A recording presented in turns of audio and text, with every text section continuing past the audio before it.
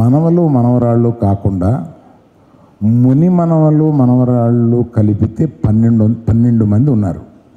12 మంది ముని మనవలు మనవరాళ్ళు గ్రేట్ గ్రాండ్ చిల్డ్రన్లో 10 మంది ఆమె తుది ప్రయాణాన్ని అటెండ్ అవ్వగలిగారు. అటువంటి జీవితం కోటిలోనో 10 కోట్లలోనో ఒకరికి ఉంటుంది.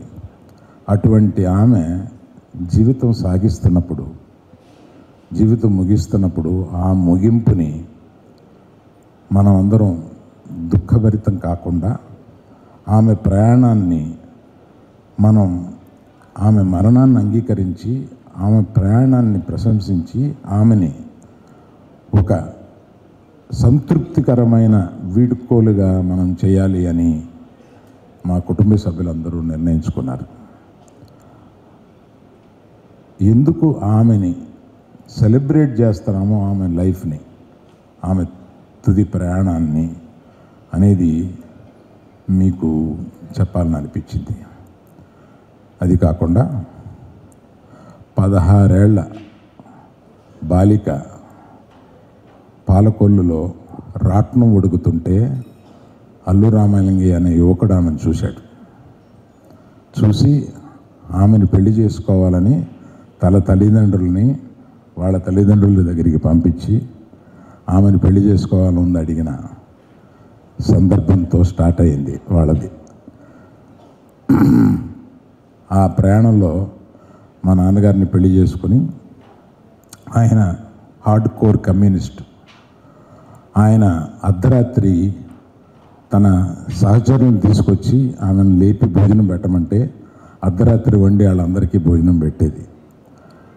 ఆ తర్వాత మా అక్కగారు నవభారతి గారు పుట్టారు. ఆ తర్వాత నేను కడుపులో పుట్టగానే ఆయన కమ్యూనిస్ట్ జైలుకి వెళ్ళిపోయారు. కడలూరు జైల్లో 6 మాసాలు ఆయన్ని పెట్టారు.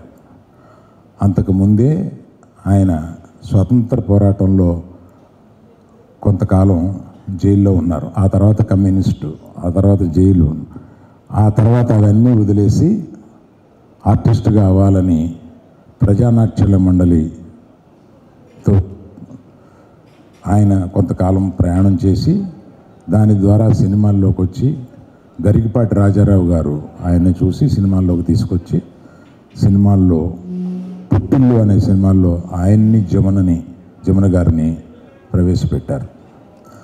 అక్కడి నుంచి కొంతకాలం సినిమాలు 1-2 వచ్చినాయి కానీ రాలేదు. తర్వాత గడపటం కష్టమైంది.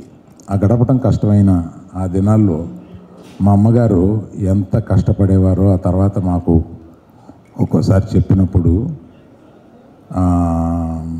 చాలా బాధగా ఉండేది. కానీ ఆ కష్టాలన్నీ ఆవిడ ఆయన తట్టుకొని ఇక్కడ ఉండి నిలబడి మూగ మనసు సినిమా తర్వాత ఆయనకు ఒక చిన్న స్టార్డమ్ లాంటిది వచ్చి అక్కడి నుంచి ప్రయాణం సాగించారు. అటువంటి మా తల్లిగారు